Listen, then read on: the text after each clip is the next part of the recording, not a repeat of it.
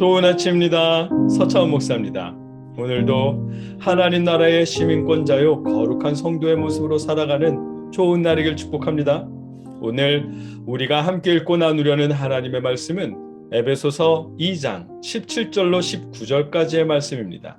제가 받들어 읽겠습니다.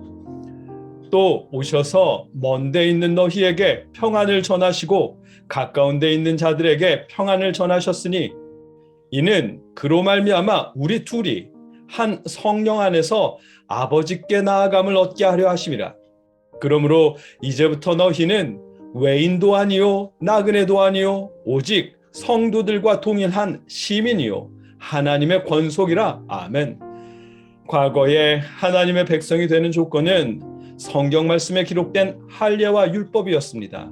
그런 이유로 이방인은 하나님의 자녀가 될 수 없다는 생각이 유대인들에게 가득했고, 예수님을 믿는 초대교회 안에서조차 유대계 기독교인들과 이방 기독교인들이 할례나 율법을 기준으로 서로 나뉘어 있었습니다. 예수님은 그런 원수된 관계를 십자가의 죽으심으로 화평케 하셨습니다. 유대인이냐 이방인이냐 하는 구분을 하나님의 자녀라고 하는 하나의 새로운 인류로 다시 창조하셨고, 둘 사이에 화평을 이루셨습니다.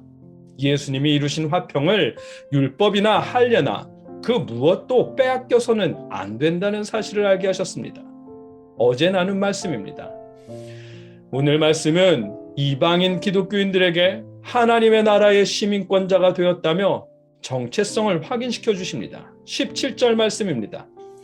또 오셔서 먼 데 있는 너희에게 평안을 전하시고 가까운 데 있는 자들에게 평안을 전하셨으니. 아멘. 예수님은 멀리 있던 너희 곧 이방인들에게 평안을 전하셨고 가까운 데 있는 자들 곧 유대인들에게도 평안을 전하셨습니다. 먼 데 있는 자와 가까운 데 있는 자라는 표현은 이사야서 57장 19절에 있는 표현입니다. 입술의 열매를 창조하는 자 여호와가 말하노라. 먼 데 있는 자에게든지 가까운 데 있는 자에게든지 평강이 있을지어다. 평강이 있을지어다. 내가 그를 고치리라 하셨느니라. 아멘. 에베소서는 이사야에 기록된 이 표현으로 먼 데 있는 자와 가까운 데 있는 자들에게 평화를 전하시는 하나님의 뜻을 떠올리게 합니다. 물론 이사야서가 말씀하시는 먼 데 있는 자와 가까운 데 있는 자 모두 유대인만을 의미한다는 주장도 있습니다. 반대로 랍비들의 해석 중에는 먼 데 있는 자를 이방인에게, 가까운 데 있는 자를 유대인으로 해석하는 경우도 있습니다. 이사야에 대한 학자들의 해석이야 어떠하든 에베소서에 말씀하시는 먼 데 있는 자는 분명하게 이방인을 의미합니다. 더 나아가서 기독교인이 된 이방인들뿐만 아니라 아직 개종하지 않은 이방인들까지 포함해서 예수님이 그들에게 평안을 전하시고 유대인들에게도 평안을 전한다고 말씀하십니다. 예수님께서 이방인들과 유대인들 모두에게 평안을 전하시는 이유는 그들 모두가 하나님의 자녀로 하나님께 나아갈 수 있도록 하시기 위해서입니다. 18절 말씀입니다. 이는 그로 말미암아 우리 둘이 한 성령 안에서 아버지께 나아감을 얻게 하려 하심이라. 아멘. 예수님은 이방인들에게 또 유대인들에게 평안을 전하십니다. 둘 모두가 예수님을 통해 하나님께 나아갈 수 있도록 하셨습니다.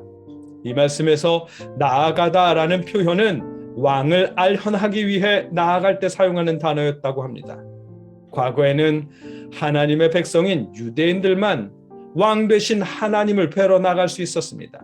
그러나 이제는 이방인들 또한 왕 되신 하나님을 뵈러 나아갈 수 있도록 예수님께서 통로가 되셨습니다. 할례나 율법이라고 하는 육체적 조건들은 예수 그리스도 안에서 사라졌고 이제 예수 그리스도로 말미암아 한 성령으로 하나님을 뵐 수 있게 되었다는 말씀입니다.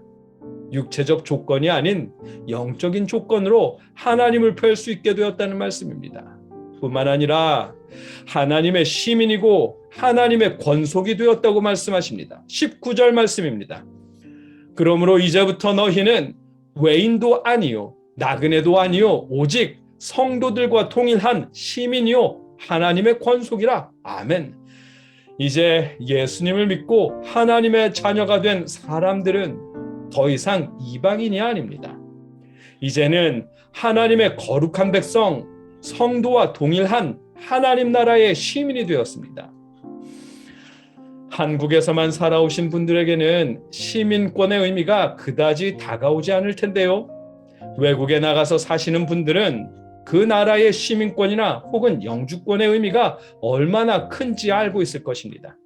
미국만 해도 미국의 시민권을 얻기 위해 들어가는 세월과 자금이 엄청납니다.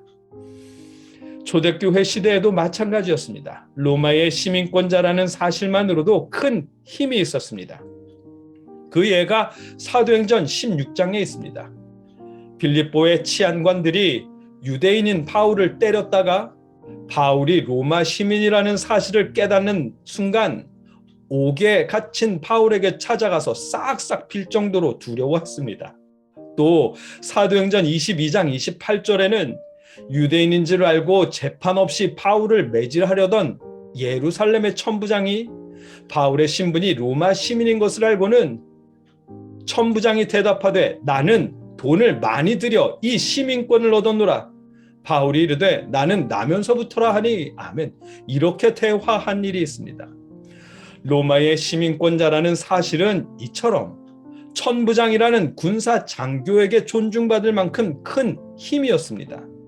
사람이 다스리는 로마의 시민권도 큰 힘이 있었고 그 시민권을 얻는 일에도 많은 돈을 들여야 했습니다.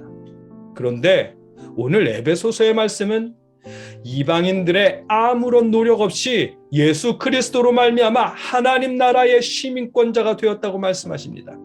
예수 그리스도로 말미암아 한 성령 안에서 하나님이 다스리는 나라의 시민권자가 되었다고 말씀하십니다. 시민일 뿐만 아니라 하나님의 거룩한 성도, 곧 세인트가 되었다고 말씀하십니다.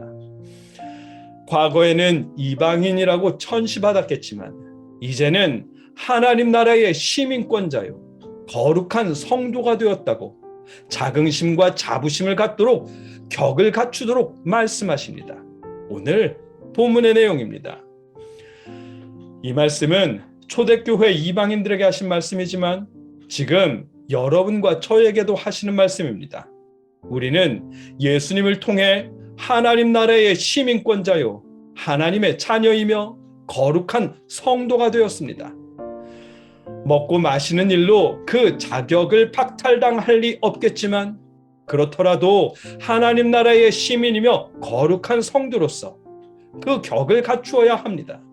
그래서 바울은 로마서 14장 21절에 고기도 먹지 아니하고 포도주도 마시지 아니하고 무엇이든지 내 형제로 거리끼게 하는 일을 아니함이 아름다우니라고 말씀하셨고 고린도전서 8장 13절에서도 그러므로 만일 음식이 내 형제를 실족하게 한다면 나는 영원히 고기를 먹지 아니하여 내 형제를 실족하지 않게 하리라며 거듭 말씀하신 것입니다. 율법이나 먹고 마시는 어떤 일로도 하나님의 백성을 가름할 수 없습니다. 그러나 오늘 말씀은 여러분 스스로가 하나님 나라의 시민권자이고 하나님의 백성이며 거룩한 성도임을 기억하게 하십니다. 여러분과 저는 하나님 나라의 시민권자입니다. 하나님의 자녀이고 하나님의 거룩한 성도입니다. 여러분과 저의 삶이 늘 하나님 나라의 시민으로서 격을 갖추고 그 격을 이루며 살아갈 수 있게 하시기를 주님의 이름으로 축복합니다. 함께 기도하겠습니다. 사랑의 아버지 하나님,